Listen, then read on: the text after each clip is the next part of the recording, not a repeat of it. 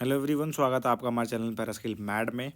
और आज का हमारा टॉपिक है BOTTD कोर्स के बारे में। इस कोर्स में हम जानेंगे BSc operation theatre technology course के बारे में या bachelor in operation theatre technology course के बारे में कि यह कोर्स होता क्या है, इस कोर्स को करने के लिए क्या एलिजिबिलिटी होती है, क्या फ़ीस होता है, क्या जॉब प्रोफाइल आगे आपकी हो सकती है, और एट दी एंड इस कोर्स को अगर आप करना चाहते हैं तो कहाँ से करें, और जब कर लेते हैं, जब आपकी जॉब लगती है तो कितनी सैलरी रहती है, कितना अर्न कर सकते हैं।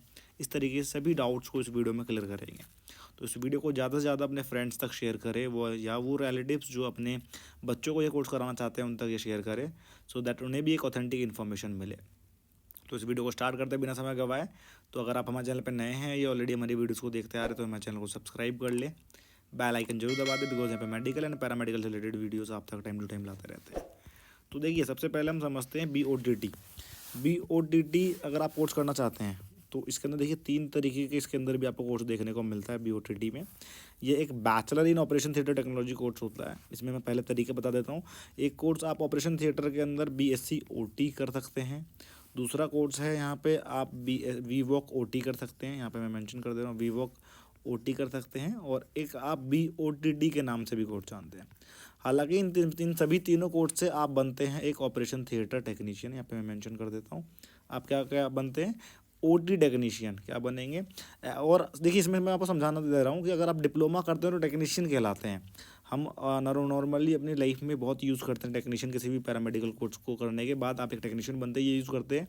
लेकिन ये तब यूज़ होता है डिप्लोमा कोर्सेज वालों के लिए। आज के समय में अगर आपने ग्रेजुएशन करा है, डिग्री करा है, चाहे वो ऑपरेशन थिएटर में करा हो, रेडियोलॉजी में करा हो, डायलिसिस में करा हो, किसी में भी करा है, तो आप एक टेक्नोलॉजिस्ट कहलाते हैं।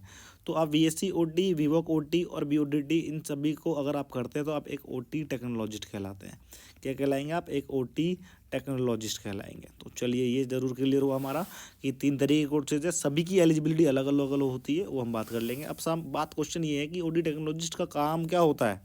तो देखिए, जब भी आप हॉस्पिटल में जाते हैं तो आपने एक OT रूम देखा होगा। OT रूम आपने देखा होगा। OT रूम में क्या होता है बेटा? सर्जरी होता है, या आपकी भाषा में बोला जाए तो ऑपरेशन होता है। तो सर्जरी अलग अलग विभाग के हो सकते हैं, चाहे वो न्यूरो सर्जरी हो सकता है, या ऑर्थोपेडिक की सर्जरी हो सकता है, गायनी का हो सकता है। अलग अलग डिपार्टमेंट की सर्जरी डिपार्टमेंट जो होती है अल्टीमेटली अलग अलग होती है, लेकिन ये सभी सर्जरीज़ OT रूम के अंदर परफॉर्म किया जाता है। तो इन सभी सर्जरीज़ को OT रूम के अंदर कौन परफॉर्म करता है? सर्जन करता है। कौन करता है बच्चों? सर्जन करता है। और इन सर्जन को जो है ultimately as an OT technician आप लोग क्या करते हैं? असिस्ट करते हैं। क्या करते हैं आप लोग? As an OT technician assist करेंगे डूरिंग दी सर्जरी। सर्जरी के दौरान आप क्या है, इन सर्जन्स को क्या करेंगे बच्चों? असिस्ट करेंगे। और साथ के साथ जब सर्जन ऑपरेशन करके चला आता है तो आप OT रूम को भी देखते हैं, मेंटेन करते हैं। तो OT रूम का मेंटेनेंस का काम भी आप ही लोगों का रहता है। OT रूम आप ही लोगों के अंडर रहता है। और साथ के साथ बच्चों, जितने भी इक्विपमेंट होते हैं इसके अंदर, जितने भी ऑपरेशन थिएटर के अंदर इक्विपमेंट यूज़ होते हैं ड्यूरिंग द सर्जरी, उन इक्विपमेंट को स्टेरिलाइज से लेके और मेंटेन तक का रोल जो है अल्टीमेटली आप लोगों का रहता है। तो आप अल्टीमेटली, अब हमने यहाँ पे ये समझा कि आपका एज एन OT टेक्नीशियन या टेक्नोलॉजिस्ट अगर एज एन बैचलर कर रहे हैं तो काम क्या होता है। काम को समझ लिया। कोर्सेज के बेटा 3 तरीके हैं। 3 तरीके के बैचलर कोर्स कर सकते हैं, BSc OT, VWOC OT और BOTT।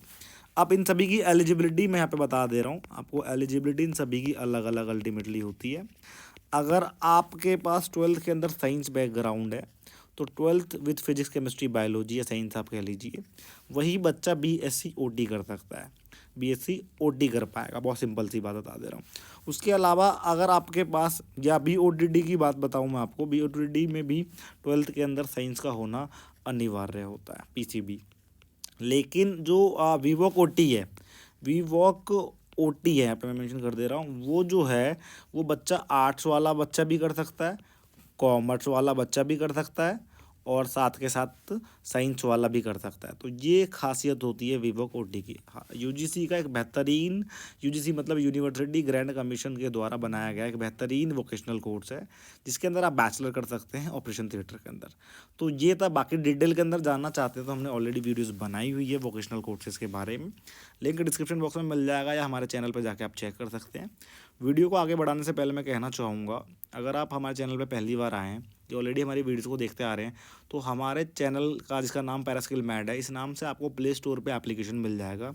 उसे आप डाउनलोड कर सकते हैं। डाउनलोड करने के बाद इंटरनेट के हमने सबसे सस्ते कोर्स अपने एप्लीकेशन पे लॉन्च करे हुए हैं। उनमें एनरोल करके अपने एकेडमिक प्लस कॉम्पिटिटिव नॉलेज, चाहे आप पैरामेडिकल में एडमिशन लेने के लिए कंपटीशन की प्रिपरेशन कर रहे हो, या पैरामेडिकल कोर्सेज करने के बाद गवर्नमेंट जॉब के लिए कंपटीशन की प्रिपरेशन कर रहे हो, या आप पढ़ाई कर रहे हो, तो पढ़ाई के दौरान आप एकेडमिक कंडीशंस में अगर आपको लग रहा है एकेडमिकली स्ट्रांग नहीं लग रहे, पढ़ाई में दिक्कत आ रही है, तो उसके लिए हमने कोर्सेज वहाँ पर लॉन्च करे हुए हैं। उनमें एनरोल करके अपने करियर में काफ़ी आगे बढ़ सकते हो। हर वीडियो की तरह इसमें मैं ऐड करना चाहूँगा कि हमारे चैनल का पर्पज़ ये नहीं है कि आप हमारे वीडियोज़ को देख रहे हो तो हमारे कोर्सेज में एनरोल करो, हमारे एप्लीकेशन को डाउनलोड करो, ऐसा बिल्कुल नहीं है। हम दूसरे चैनल की तरह बहुत स्ट्रिक्टली यहाँ पे स्ट्रेट फॉरवर्ड में बता रहा हूँ कि हम इसलिए वीडियो नहीं बनाते कि हम अपने कोर्सेज को यहाँ पे लॉन्च करें, कोर्सेज को प्रमोट करें। हमारा इंटेंशन ही नहीं रहता। हमारे चैनल का एक सिंगल बहुत इकलौता इंटेंशन है आप तक एक ऑथेंटिक इन्फॉर्मेशन पहुंचाना और ज़्यादा से ज़्यादा लोगों को अवेयर करना इन राइट मैनर, एक सही वे में। यही हमारा पर्पज़ रहता है। तो आपको जहाँ अच्छा लगे, फाइनेंशियली जहाँ आपको अच्छा लग रहा हो, एकेडमिकली जहाँ आपको अच्छा लग रहा हो, वहीं से कोर्स ले, वहीं से आप अपने एकेडमिक नॉलेज को एनहांस करें। यही अल्टीमेटली हमारा पर्पज़ रहता है। हालांकि चलिए बढ़ते हैं वीडियो की तरफ। सभी कोर्सेज जो बैचलर कोर्स है, अगर मैं इनके ड्यूरेशन की बात करूँ तो इन सभी कोर्सेज़ का जो ड्यूरेशन है 3 साल का ये सारे कोर्सेज़ होता है। तो 3 ईयर के ये कोर्सेज़ होते हैं, जिसकी कोई भी बैचलर आप कर लीजिए। एलिजिबिलिटी मैंने आपको बता दिया। अब इसमें एडमिशन होता कैसे है, तो बीएससी के कोर्सेज़ के अंदर आपको 80% जो है अल्टीमेटली आपको एंट्रेंस के थ्रू आप एडमिशन ले सकते हैं। अगर बेहतरीन जगह, देखिए मैं आपको यहाँ पे बताना चाहूँगा कि कोर्सेज़ जो करना चाह रहे हैं, साइंस बैकग्राउंड है, तो आप बड़े से बड़े ऑर्गेनाइजेशन, गवर्नमेंट ऑर्गेनाइजेशन में एडमिशन ले एंट्रेंस के थ्रू। प्राइवेट में फ़ीस भी ज़्यादा मिलती है, वो एनवायरनमेंट भी नहीं मिलता, तो एंट्रेंस के थ्रू ले सकते हैं। अदरवाइज़ आपको डायरेक्ट एडमिशन भी देखने को मिलता है। तो ये एडमिशन का प्रोसीजर है, या तो डायरेक्ट एडमिशन ले सकते हैं एंट्रेंस के थ्रू। एंट्रेंस से सेंट्रल लेवल पे कुछ बेस्ट, जैसे एम्स जैसे ऑर्गेनाइजेशन में, एम्स पैरामेडिकल एंट्रेंस एग्जाम देके आप एडमिशन ले सकते हैं यहाँ पे ऑपरेशन थिएटर के अंदर। सीयूटी यूजी के थ्रू भी आपका एडमिशन होता है इस बैचलर के लिए, ऑपरेशन थिएटर के लिए, या नीट यूजी के थ्रू भी आपका एडमिशन हो सकता है। तो ये सेंट्रल के कुछ बेस्ट एंट्रेंस एग्जाम है जिसका मैंने आपको बताया। प्राइवेट के लिए मैं बताना चाहूँगा बेटा, देखिए 3 जगह आप एडमिशन भी 3 जगह होती है। एक तो डायरेक्ट यूनिवर्सिटी में आप एडमिशन ले सकते हैं, दूसरा क्या होता है बेटा कॉलेज में आप ले सकते हैं, और लास्ट ऑप्शन क्या रहता है बेटा इंस्टीट्यूट। तो मैं यहाँ पे कहूँगा पहली प्रायोरिटी इन सभी में गवर्नमेंट का रखिए। गवर्नमेंट यूनिवर्सिटी कॉलेज या आपका अल्टीमेट इंस्टीट्यूट होता है तो बेस्ट है, क्योंकि एनवायरनमेंट अच्छा मिलता है, फैकल्टी सपोर्ट अच्छा मिलता है, पढ़ाई अच्छी मिलेगी। कल को आप स्ट्रॉन्ग एंट्रेंस के थ्रू अगर गए होते हैं तो कल को गवर्नमेंट जॉब लेने में भी आपको कोई प्रॉब्लम नहीं होती।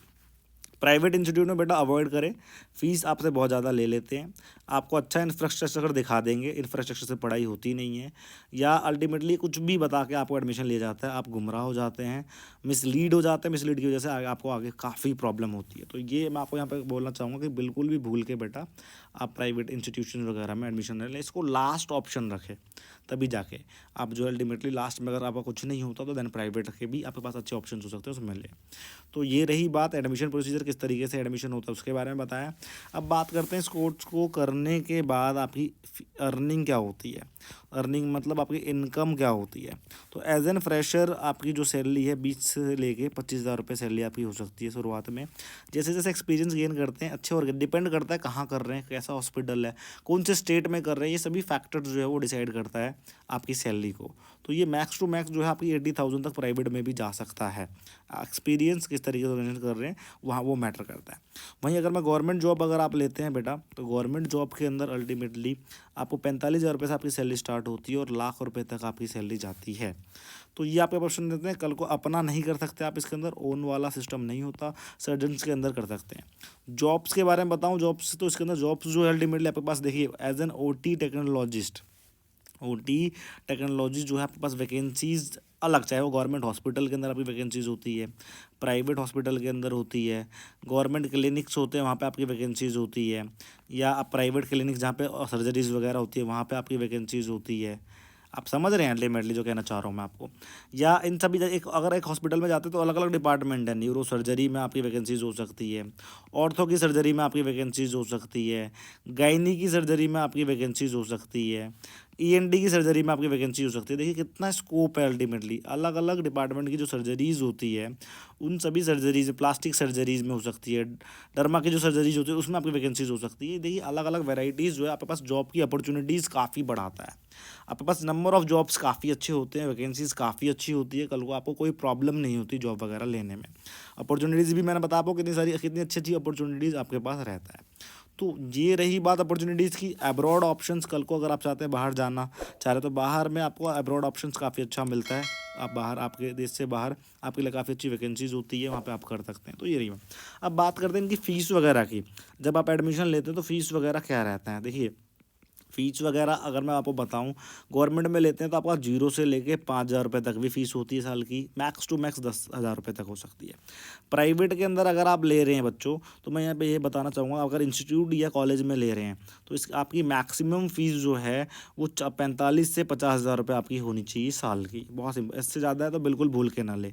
यूनिवर्सिटी में मैक्स टू मैक्स जो है साल का 1,00,000 रुपये होना चाहिए डायरेक्ट यूनिवर्सिटी से, साल का बता रहा हूँ आपको। या प्राइवेट के अंदर 45 से लेके 50,000 रुपये ही साल का होना चाहिए। अगर इससे ज़्यादा है तो बेटा बिल्कुल भी भूल के आप ना करें। तो ये सभी इन्फॉर्मेशन हमने बात करा बीएससी ओटी के बारे में, विवोक ओटी या वीओटीडी, मतलब after all bachelor in operation theatre technology के बारे में सभी इन्फॉर्मेशन के बारे में बात करा। ये कोर्स है क्या, कोर्स को करने के लिए क्या एलिजिबिलिटी होनी चाहिए, फीस कितनी है, जॉब प्रोफाइल कहाँ से करें, सैलरी वगैरह, इस तरीके सभी डाउट्स को क्लियर करा आज की वीडियो में। तो मुझे आशा है कि आपको इन्फॉर्मेशन मिली होगी। मिलेंगे सिर्फ इन्फॉर्मेटिव वीडियो के साथ नेक्स्ट वीडियो में। आज और अभी के लिए बहुत बहुत धन्यवाद।